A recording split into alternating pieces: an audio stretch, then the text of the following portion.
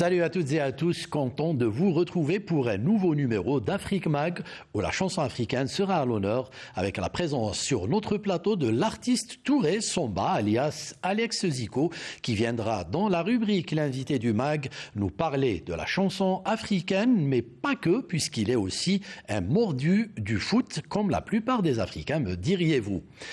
Mais avant de le rejoindre, place à la partie consacrée aux différents reportages qui nous viennent des différents pays du continent et on commencera le numéro d'aujourd'hui par ce sujet sur la biodiversité ou plutôt la non-conservation de la biodiversité, notamment la déforestation, la pollution de l'air et de l'eau qui engendrent des conséquences néfastes sur la santé de l'homme en perturbant par exemple les fonctionnalités des écosystèmes et favoriser l'émergence de maladies infectieuses ou causer des dérèglements pouvant engendrer des catastrophes naturelles.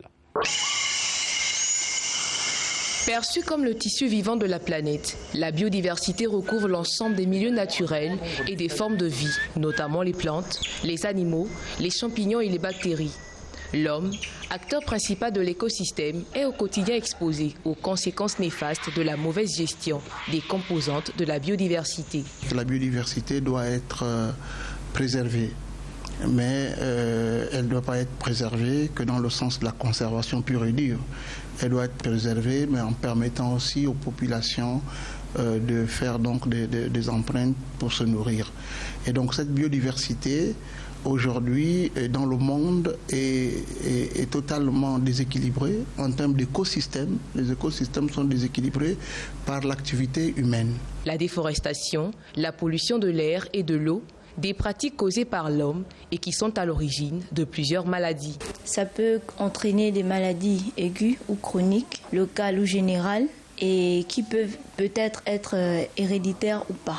On a les problèmes de peau, des éruptions cutanées dues à la pauvreté, à la mauvaise qualité de l'eau, à l'inaccessibilité de l'eau. On a des pneumopathies, souvent, qui sont liées à l'insalubrité, la mauvaise qualité de l'air due à la pollution. Aux normes des pathologies, il y a également la peste bovine, la rage, l'anthrax et la toxoplamose. Lorsque les fonctionnalités des écosystèmes sont perturbées, on observe l'émergence de ces maladies infectieuses. Aussi, des dérèglements soit climatiques, soit d'une autre nature pouvant engendrer des catastrophes naturelles. Par ailleurs, la conservation de la biodiversité est bénéfique pour le cœur, les muscles, les sens et contribue à réduire l'apparition des troubles mentaux, à savoir la dépression, l'anxiété, le stress, l'hyperactivité et régule l'humeur. Elle aide aussi à se concentrer et à mieux apprendre. Pour davantage de traçabilité et moins de risques, en Côte d'Ivoire, le Conseil Café Cacao, le CCC plutôt, a lancé la distribution d'une carte magnétique à destination de tous les producteurs ivoiriens. L'objectif est de contrôler davantage les flux de fèves et leur permettre d'effectuer des transactions sécurisées. Bonjour, bonjour, comment ça va? Okay. Nous sommes à Zalioouan, un village des Gadouans dans le département de Daloa. Tapé Bidi, producteur de café et de cacao, s'apprête à vendre sa dernière production. Une vente pas comme les autres. Il va se servir pour la première fois de sa toute nouvelle carte de producteur. Ok, les informations sont là. Je vais mettre le cacao sur la bascule. Des scellés sont ensuite posés sur chaque sac et scannés à l'aide d'un terminal.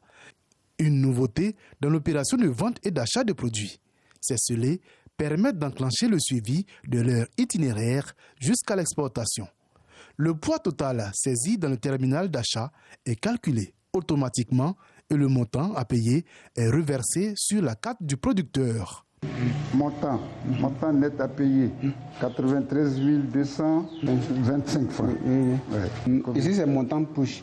C'est comme ce qui est parti sur la carte. La transaction validée, le producteur reçoit un SMS sur son téléphone l'informant que sa carte est créditée du montant de la vente qu'il vient d'effectuer.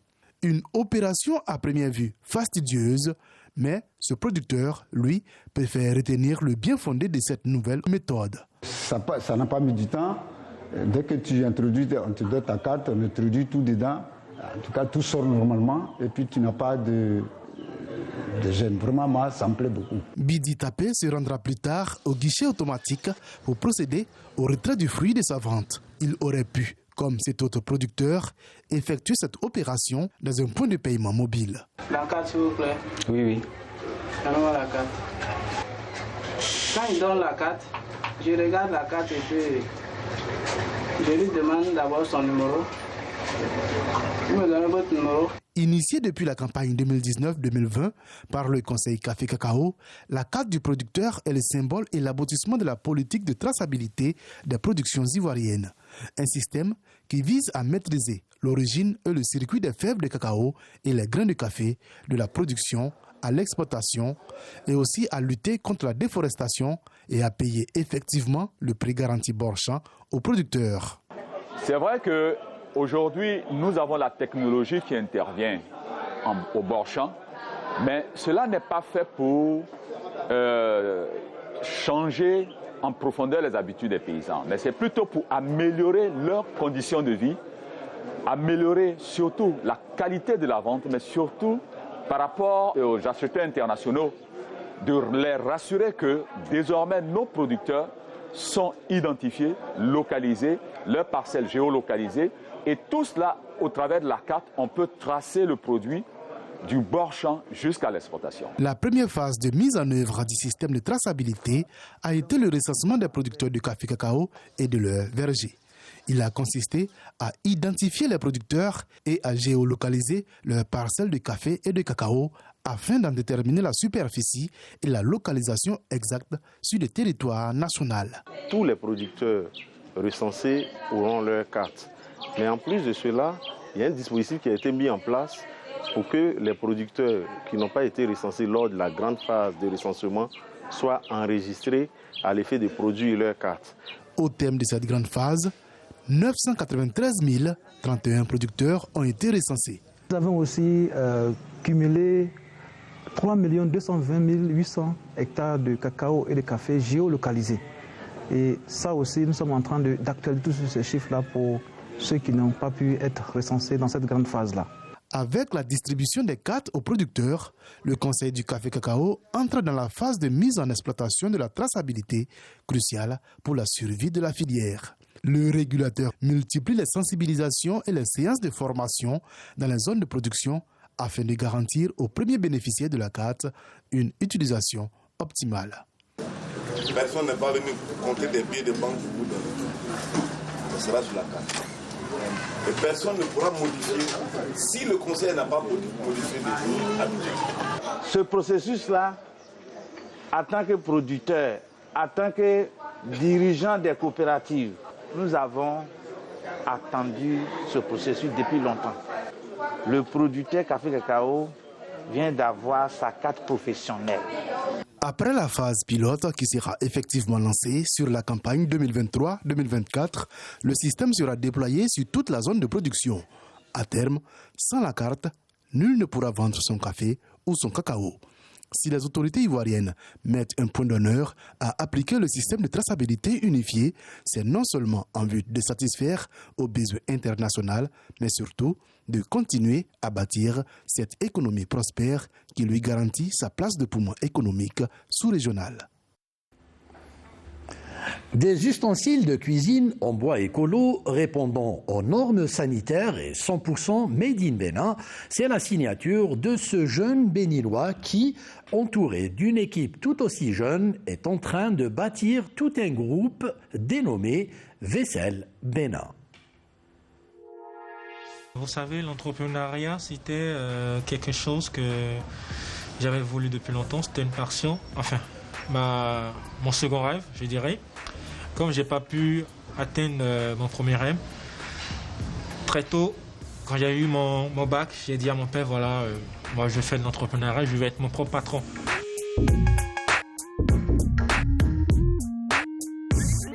Pour démarrer une entreprise, c'est compliqué.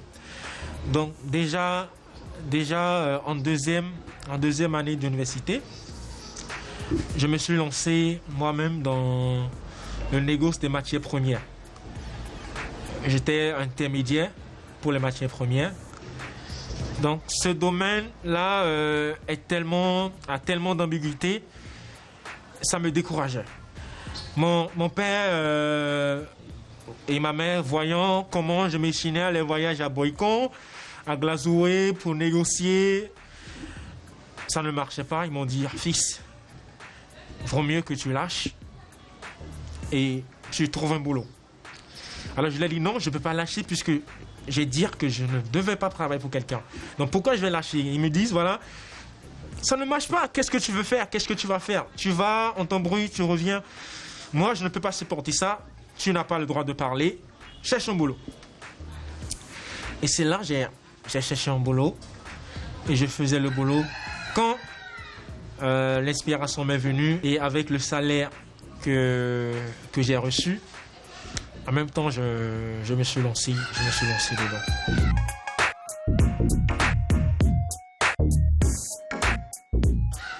J'ai commencé par faire les prospections. On va dans des restaurants, surtout à l'arrêt vive. Donc, on va dans ces restaurants, on leur propose le produit. Les gens disent que c'est super cher, qu'il ne faut pas le prendre, de revoir le prix. Parce que dans le temps, on avait imposé la marque Versel Bénin derrière les plats. Des gens refusaient. Tu vas chez les gens sans te dire, c'est quoi? C'est du bois. Je reviens à la maison, je me dis, mais est-ce que ce truc, ça va marcher? Est-ce que j'ai fait le bon choix de quitter mon boulot et de faire ce truc? Parce que ça fait déjà 3 mois que je n'ai pas de commande. Est-ce que le produit n'est pas bien? Alors, je n'ai pas baissé les bras. J'ai continué quand même à faire la prospection jusqu'à tomber sur un restaurant qui m'a fait une première commande et une autre dame qui m'a contacté qui a fait une seconde commande.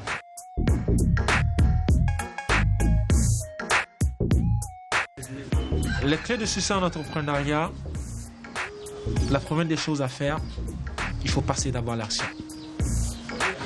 Après, il faut être persévérant parce qu'il y a tellement de trucs sur la voie, sur la route que tu vas trouver. Nous, on a fait nous décourager. Avec les bras que nous signons, il y a des blessures et qu'on sort. On ne s'est pas découragé. Le prix qui était un handicap, on ne s'est pas découragé. On a quand même continué par avancer. Et c'est en avançant qu'on a la chance. Voyez? Donc, je peux leur dire que les clés de succès, c'est le fait de passer à l'action, la détermination, la persévérance et l'écoute.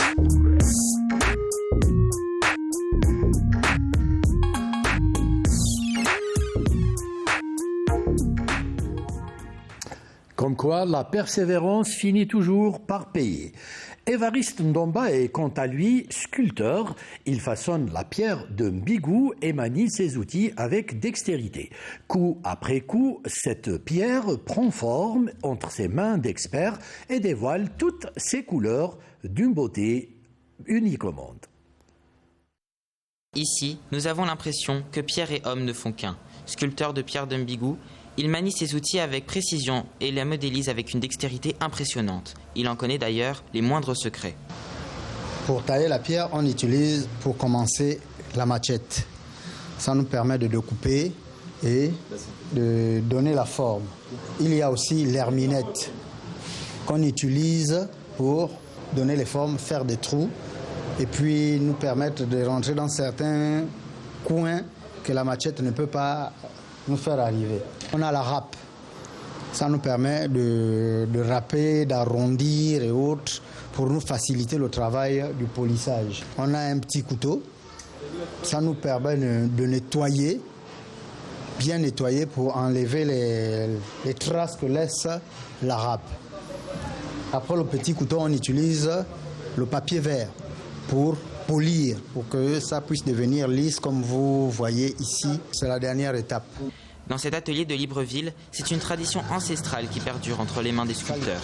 Au bruit des burins et des pinçons, la pierre d'Ambigou dévoile toutes ses couleurs, une beauté unique. Dans le monde, nulle part, si ce n'est qu'au Gabon. C'est un produit qui n'a pas de concurrence. On n'a pas deux comme ça sur le marché, que ce soit ici ou ailleurs. Elle est appréciée. Quand on va dans des expositions, la pierre d'Ambigou est vraiment demandée, elle est vraiment sollicitée. Des sculptures, à l'art abstrait en passant par les tableaux, la pierre d'Ambigou est un matériau rare, très prisé des touristes, protégé par la loi de mars 2021. Elle est devenue l'un des trésors de la terre gabonaise. Les touristes ont bien envie d'acheter et d'amener en quantité. S'ils veulent amener en quantité, nous sommes obligés de les conseiller de passer par la direction de l'artisanat qui les signe une autorisation de sortie. Extraite des carrières de la ville d'Ambigou dont elle tire son nom, cette pierre est la preuve de l'importance de la préservation de ce patrimoine naturel et culturel typique du Gabon. Pour terminer la première partie de notre magazine, retour sur la seconde édition du Festival international de littérature de Dakar, une rencontre de partage de 3 jours entre auteurs de diverses nationalités. 3 prix seront décernés durant ce festival avec comme innovation le prix Abdoulaye Racine Senghor qui honore le meilleur roman sénégalais. Le festival sera un rendez-vous d'échange entre écrivains sénégalais et étrangers. Du 7 au 10 juin, les auteurs vont se retrouver à Dakar pour débattre du thème patrimoine littéraire et écriture contemporaine. L'occasion de revisiter les plus belles pages de notre littérature. C'est 2 thèmes presque jumelés, parce que quand on parle de patrimoine littéraire, on a tendance à penser un peu au passé, mais un passé récent, parce que nous connaissons la jeune histoire littéraire du Sénégal, mais qui a aussi son importance. Et de revisiter tout ça, de revoir cette trajectoire pour aller de l'avant avec l'écriture contemporaine, ce qui invitera les jeunes auteurs, la nouvelle génération aussi vraiment talentueuse, et qui sera avec nous pour discuter des questions qui vont sortir, débattre des questions qui vont sortir de ces sous-thèmes. Pour sa 2e édition, le Festival international de littérature de Dakar se positionne comme un espace de partage entre différentes générations d'écrivains. Quand on parle de jeunes écrivains, mais le Sénégal en regorge tellement, et puis talentueux aussi, et ces jeunes-là ont leur mot à dire aussi dans l'avenir, parce que écrire, c'est penser à l'avenir aussi. L'innovation de cette année, le prix Abdoulaye Racine Senghor, qui récompense le meilleur roman sénégalais. Abdoulaye Racine Senghor, c'est notre Abdoulaye Racine Senghor au Sénégal. Mettre un nom sur un prix du roman sénégalais, c'est aussi essayer de susciter l'écriture au niveau des jeunes, parce que nous l'avons lancé cette année et je sais que les jurys qui sont en train de travailler sur ces 3 prix sont très en avance et vont nous donner des résultats que nous garderons vers la fin du festival. Durant 4 jours, les productions littéraires seront au centre des débats. Objectif, rendre hommage à tous ces auteurs et galvaniser les plus jeunes. Voilà, place à présent à notre invité, mais avant cela, jingle.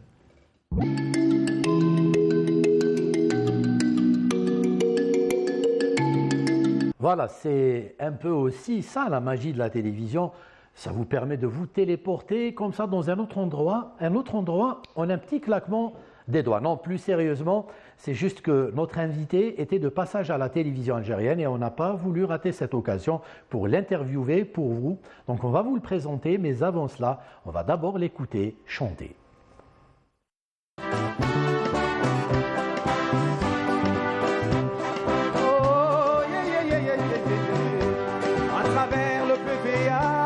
L'expression totale de la gaieté africaine. Voilà, voilà, voilà. Au son du tam-tam, et tu vas la voir au cœur de la ville. Accompagné de mélopées du terroir. Courage et dynamisme sur notre cheval de Malta. Courage et dynamisme sur notre cheval de Malta. Nous sommes les PVA, nous envoyons cette Afrique. Oh yes, nous sommes les PVA, nous envoyons cette Afrique.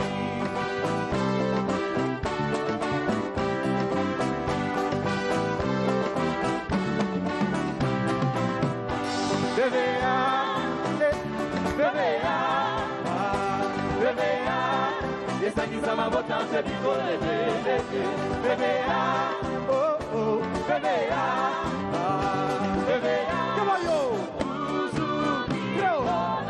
nous sommes le bébé ils ont voyageurs d'Afrique nous sommes le BBA l'expression de la guette africaine Zokita Oka César Montano Alex Superman Joseph Oudadima nous sommes le BBA les champions encore BBA BBA BBA esangisa na botante bikole BBA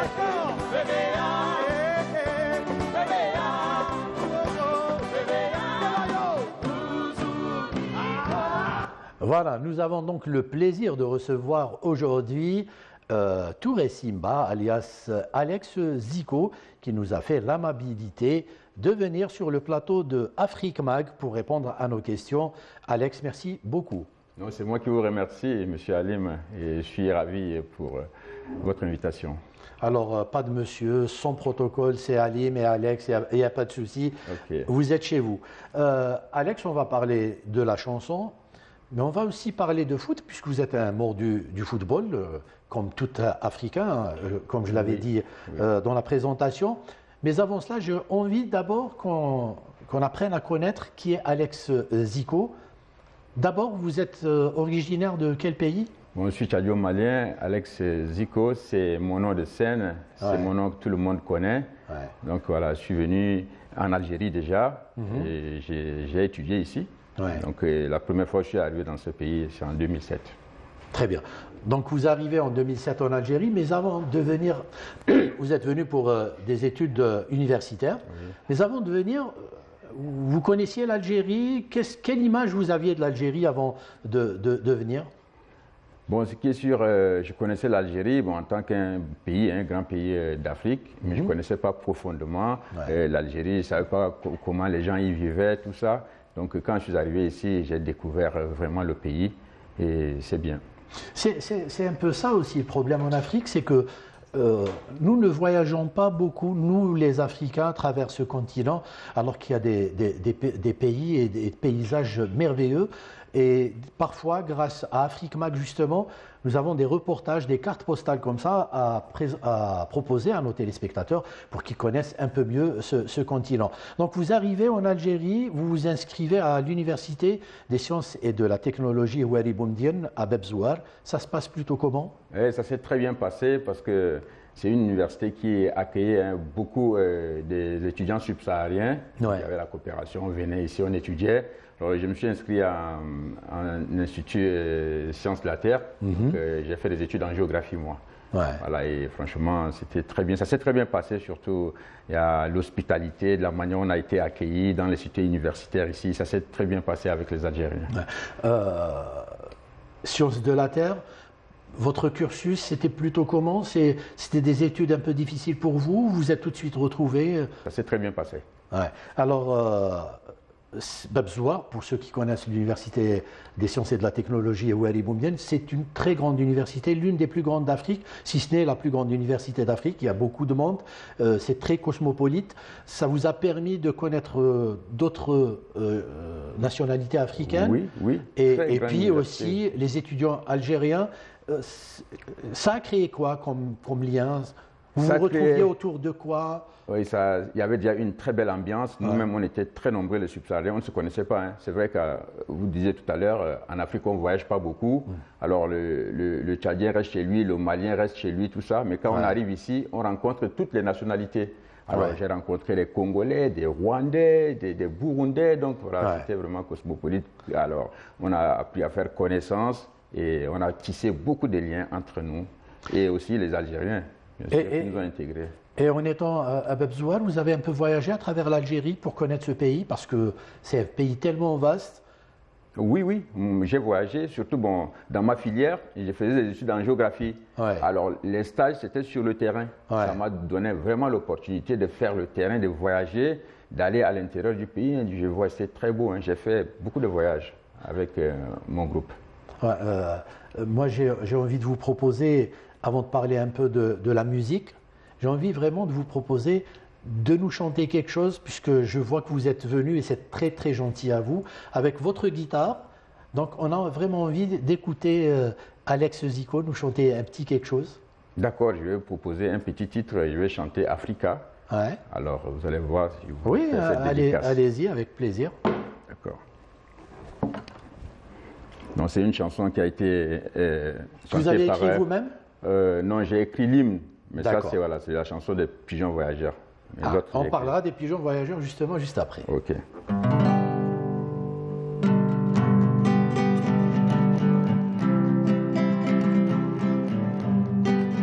Africa, terre de nos aïeux, Africa, terre de nos ancêtres, terre d'espoir, terre de la promesse, oh yo yo, Africa, réveille-toi, oh yo yo, Africa, prends courage.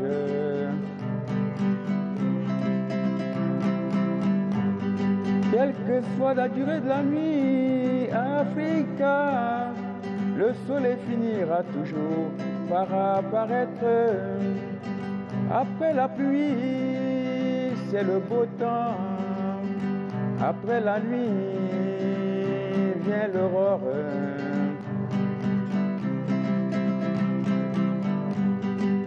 Africa, terre d'agriculture, Africa, terre d'élevage, terre d'espoir, terre de la richesse, oh yo yo, Africa, réveille-toi, oh yo yo, Africa, prends courage, Algérie, terre de nos aïeux, Algérie, terre de nos ancêtres, terre d'espoir, terre de la promesse, oh yo yo, Algérien, réveille-toi, oh yo yo, Algérien, prends courage. Très bien, bravo. Franchement, c'est un texte très beau parce que ça parle d'espoir, ça parle de promesse, après la pluie, le beau temps. Et c'est un peu ça, hein, le souhait, le rêve de tous les jeunes Africains qui rêvent d'une Afrique meilleure, d'une Afrique qui se débarrasse un peu de ces clichés. Hein. Quand on parle d'Afrique à l'étranger, on parle d'un continent qui souffre de maladies, de famine. Alors que l'Afrique, c'est pas que ça, c'est une Afrique qui vise, c'est une Afrique qui aspire à un avenir meilleur. Voilà, la chanson vous permet justement... Exactement, à travers cette chanson, on essaie de donner de l'espoir au peuple africain. Ouais. On dit qu'il y a tout en Afrique, hein. Il suffit qu'on travaille, c'est une terre d'espoir, il y a tout, on a l'agriculture, on a tout ce qu'il faut en Afrique pour réussir. Ouais. Donc, il faut seulement juste patienter, il faut travailler, quelle que soit la durée de la nuit, on va voir le jour. Ouais. Donc un jour... on va y arriver. C'est très beau. Alors, en discutant avec vous avant d'enregistrer, j'ai appris que vous êtes rentré chez vous après votre cursus universitaire, mais vous êtes tombé tellement amoureux de l'Algérie que vous aviez décidé de revenir en Algérie. Et ce qui est bien, c'est que vous ne chantiez pas avant quand vous étiez chez vous. C'est en Algérie que vous avez décidé comme ça de chanter.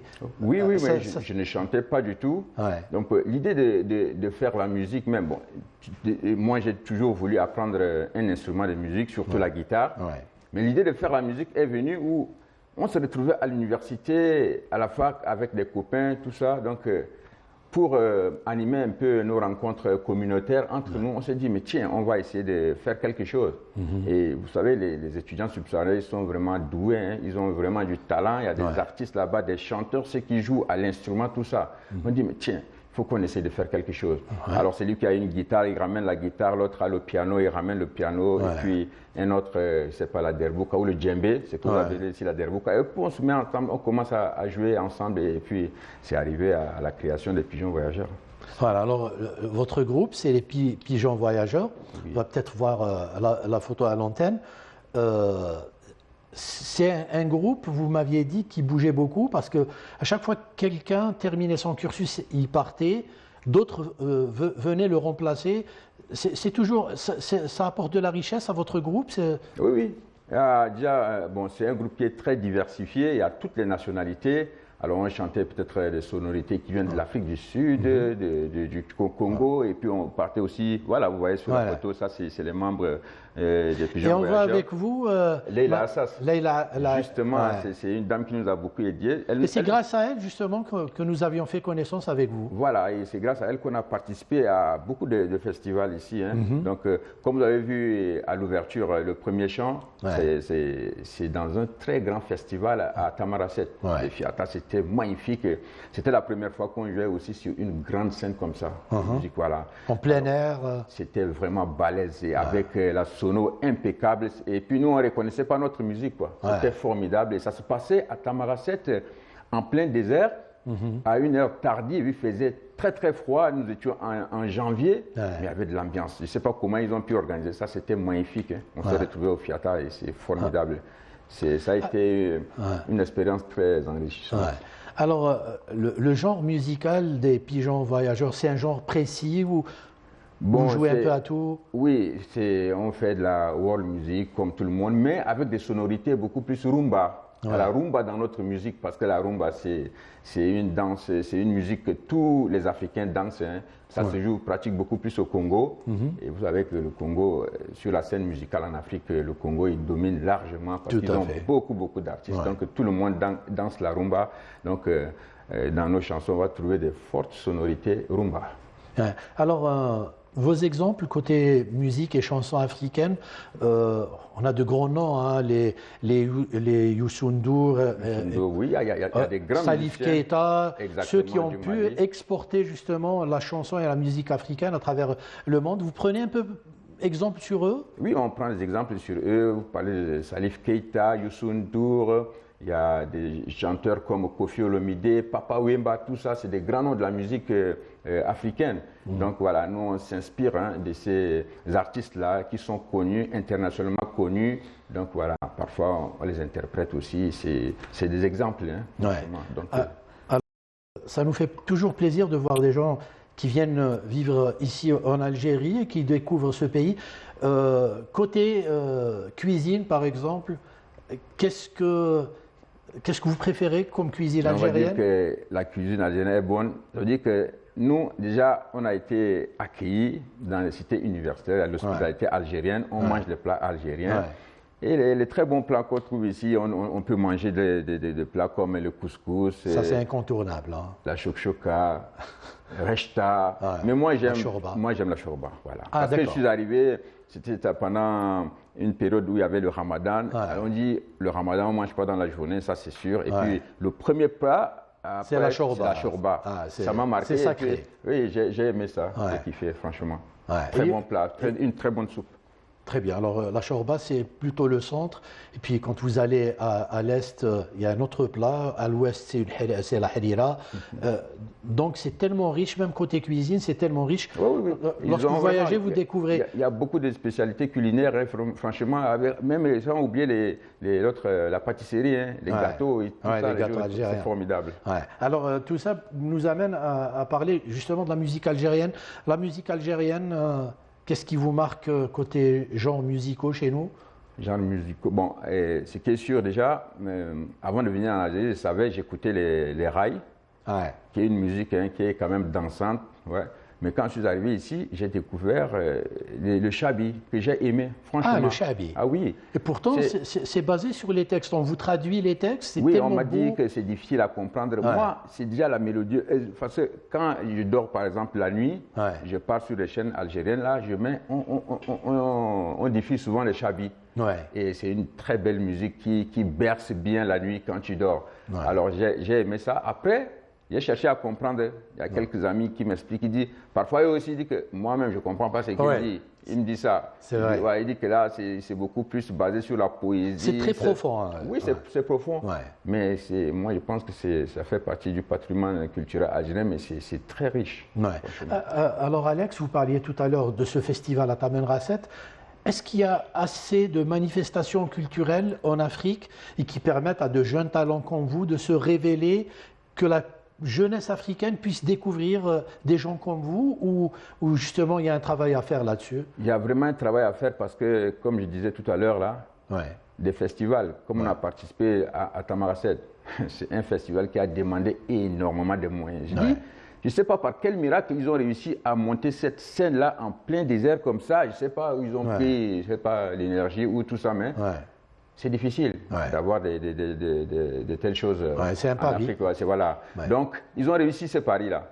Alors, organiser des festivals comme ça, c'est difficile, ça demande énormément de fonds. Et nous, en Afrique, on ne voit pas souvent ça. Il y a beaucoup de talents, mais souvent, il n'y a pas de possibilités pour que ces talents-là s'expriment. C'est ça le problème. Donc, il y a encore un peu de problème à régler à ce niveau-là. Il faut qu'il y ait beaucoup de manifestations. Il faut des manifestations, il faut organiser des festivals. Comme ça, à travers tout le continent, et faire venir des talents des différents pays africains pour justement qu'ils puissent se révéler. Se révéler, déjà, c'est rare, hein, tu vas attendre, rester longtemps pour une année, il y a tel festival, après tu attends, et puis, alors qu'ici, rien. Nous, on a eu un peu de petits contacts partout. À la base, les pigeons voyageurs, déjà, on n'était pas connus avant. C'était au niveau de la cité universitaire. Après, nous, on a décidé à l'époque, il y avait un café-bar à Alger. On sortait, on venait voir des artistes qui venaient, prenaient leur café. Et chacun venait avec son instrument. Ils venaient là, ils jouaient. Bon, il y a une scène avec un piano. Chacun partait jouer et puis revenait s'asseoir. Nous, on a vu. À la fin, on dit, la prochaine fois, nous aussi, on vient avec notre guitare, on fait quelque chose. Pourquoi pas, Voilà, le gérant nous a proposé, venez, on a essayé de faire quelque chose, c'était monstrueux ça. Ils ont aimé la sonorité, le rythme africain. Il nous dit, écoute, tous les mardis, vous venez, vous jouez ici. Et nous, on est revenu le mardi prochain avec toute l'université subsaharienne avec nous. Et puis, on s'est bien amusé. C'est comme ça. Et c'est comme ça qu'on est connus. Et en jouant là-bas, les gens venaient nous voir, ils disent « Ok, ça c'est mon numéro, prenez, ça c'est ma carte de visite, appelez ». Et puis après, on a été invités dans beaucoup de festivals. Puis il y a partout. Il y a aussi maintenant les réseaux sociaux, on ne peut pas y échapper. Donc vous pouvez faire votre promotion à travers les réseaux sociaux. Et puis il y a aussi Canal Algérie qui vous offre parfois comme ça une tribune pour vous faire connaître. Et vous êtes toujours le bienvenu. Je n'ai jamais pensé qu'un jour j'allais discuter comme ça. C'est votre première télévision, Alex, hein? Oui, j'ai fait déjà des chaînes de radio. Mais ça, jamais. Ça c'est mon premier plateau. Alors j'ai envie de parler de foot, mais avant cela, pour qu'il y ait une bonne transition, on va revenir sur votre nom d'artiste, Alex Zico. Oui. Donc Zico, ne me dites pas que c'est par rapport au fameux numéro 10 brésilien. Bien sûr, c'est par rapport à lui. Vous êtes jeune, hein? Oui, j'étais jeune, mais bon, moi, j'aimais vraiment le foot, que je ne ratais rien du tout. C'était la grande génération des Zico, Eder, Socrates. Oui, on a beaucoup regardé ça, mais en vidéo. Donc, c'est des joueurs qui nous ont marqués. Et moi, j'ai aimé ça. Donc, tout petit, je jouais au football. Déjà, je me suis dit que non, lui, là, moi, je m'appelle Zico. Je joue comme lui. Donc, vous jouiez comme lui? Ah oui. Donc, jeune, déjà, moi, j'ai joué au football. Hein. J'ai aimé ça dès le bas âge. Et jusqu'à maintenant, j'aime le foot. Donc, on aurait pu vous inviter comme étant un grand joueur africain de football. Qu'est-ce qui s'est passé? Pourquoi est-ce que... Non, pas un grand joueur. Bon, si vous m'auriez si vous jouiez comme Zico, on pouvait qu'avoir un grand joueur. Non, mais vous savez, quand on commence toujours à faire le sport ou bien... on prend des petits sobriquets, quoi. Des petits sobriquets. Partout en Afrique, tout le monde a des sobriquets. Les grands joueurs que vous voyez là, ils ont tous des sobriquets. Donc, des petits noms comme ça. C'est peut-être aussi... vos études voilà, qui ont fait études, que... et puis après un peu de blessures. Sinon, mais quand j'étais jeune, j'ai vraiment beaucoup joué au foot. Donc le foot, vous aimez beaucoup, au point de vouloir partager cette passion avec des gens, et vous l'avez fait à travers une chaîne YouTube. Oui, c'est vrai. Qui porte votre nom. On va juste voir un extrait de ce que vous faites sur votre chaîne YouTube, avant de revenir et en parler. J'espère que vous êtes en forme et bienvenue dans ce nouveau débrief qui sera consacré à la très belle victoire de la jeunesse sportive de Kabylie sur le Mouloudia Club d'Alger. Alors, la jeunesse sportive de Kabylie a plié le Classico 2-0, but de Dadi Mouaki et de Redjem. C'était une très belle équipe qui a été mise en place par le coach. Voilà, c'est juste un petit extrait. Oui. Ça, c'est un extrait. J'ai fait un débrief, le dernier classique jeunesse sportive de Kabylie, un grand club d'Alger. Et moi, j'ai suivi toute la vidéo et j'ai découvert un Alex Zico, mais vraiment fin connaisseur du football algérien. Oui, je suis régulièrement ce football. Je suis des équipes comme la jeunesse sportive de Kabylie. Je suis cette équipe-là. Je suis l'équipe nationale et j'aime les infos sportives. Je ne loupe rien. Donc, quand l'équipe d'Algérie joue, Ah, là, je suis coaché, là, je vais être prêt. Ils vont aller jouer à Douala, et le 18 contre l'Ouganda, je vais regarder. Ils vont revenir jouer contre la Tunisie, je les suis de près. Donc, vous êtes très au fait de l'actualité des Verts. Bien sûr, mais je fais des vidéos sur ça, donc je suis à jour, quoi. Donc, voilà, un vrai professionnel maintenant. Ah oui, j'adore débriefer les matchs. Alors, je regarde les matchs là avec attention. Quand le match finit, je ne prends pas de notes, moi. Quand je regarde le match, toutes les actions, je les prends dans ma tête. Et quand le match finit, je viens m'asseoir, j'allume mon téléphone et puis je fais mon débrief sans arrêt. C'est spontané, d'une manière spontanée, quoi. Et là, on m'a dit que votre chaîne YouTube est très suivie. Oui, c'est très suivi. Sur mes réseaux sociaux, il y a plus de 20 000 Algériens qui me suivent. C'est 20 000 Algériens, oui.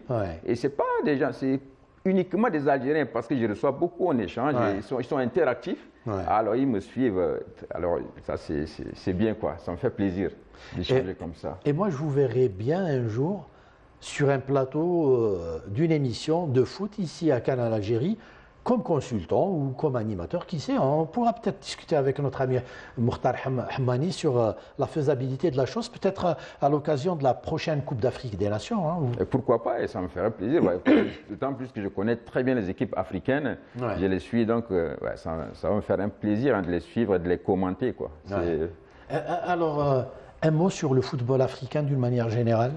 Bon, le football africain aujourd'hui a beaucoup progressé parce que on a beaucoup exporté. Il y a nos joueurs qui se frottent au haut niveau. Tout à fait. Et ça fait que l'équipe, le football a beaucoup progressé. Mais bon, il reste encore du travail à faire. Il reste du travail. On a vu la progression de l'Afrique lors de la dernière Coupe du Monde. On a vu comment les tournois s'organisent de mieux en mieux. J'ai vraiment aimé la dernière Coupe des locaux, la Coupe d'Afrique des locaux qu'on a joué à Beraki. C'était magnifique. Le Chan, mais on se croirait peut-être au mondial. Donc il y a eu des améliorations, c'est formidable. Alors, il y a eu la Coupe d'Afrique des Nations des U17. Des U17 aussi, ça a été une réussite. C'était une réussite. Alors si ça continue comme ça, c'est que l'Afrique risque de progresser très vite. Et le résultat ne va pas tarder. Alors, je vais revenir à la chanson. Vous m'aviez dit que vous ne comptiez pas faire vraiment carrière dans la chanson. Vous le faites juste comme ça pour le fun, parce que c'est juste une passion. Oui, c'est une passion. Pourquoi? Parce que le don est là. Vous écrivez des textes aussi. J'écris des textes. J'aime écrire des chansons. Je les donne à mes amis, des chanteurs. Ils vont les chanter. Mais je n'aimerais pas faire carrière parce que bon, là, je tiens le groupe, il y a le groupe des pigeons voyageurs. Je peux être là, je suis peut-être l'administrateur. Il y a beaucoup de jeunes qui arrivent à l'université, ils veulent faire quelque chose, je peux les aider. Parce que j'ai peut-être des contacts ici, quelqu'un qui peut les aider, qui peut les inviter dans un festival. Tout ça, là, je connais. Donc, j'ai les rouages là, je peux les aider. Et moi, je travaille avec eux, mais je suis derrière. Mais j'aime pousser les autres devant. Mais je n'aimerais pas vraiment faire carrière dans la chanson. C'est juste une distraction pour moi. Moi, je reste optimiste. Je me dis qu'un jour, vous changerez d'avis et on découvrira une grande star africaine de la chanson, en l'occurrence Alex Zico. Alex, on termine bientôt l'émission. Est-ce que vous pouvez nous jouer juste un tout petit chouillage? Alors, je vais jouer, c'est un morceau que j'ai écrit, l'hymne des pigeons voyageurs. Voilà, donc c'est une chanson qui explique comment on s'est retrouvé ici, comment on a commencé à faire la musique. Alors je vais très rapidement pour se dire au revoir. Ok, il n'y a pas de...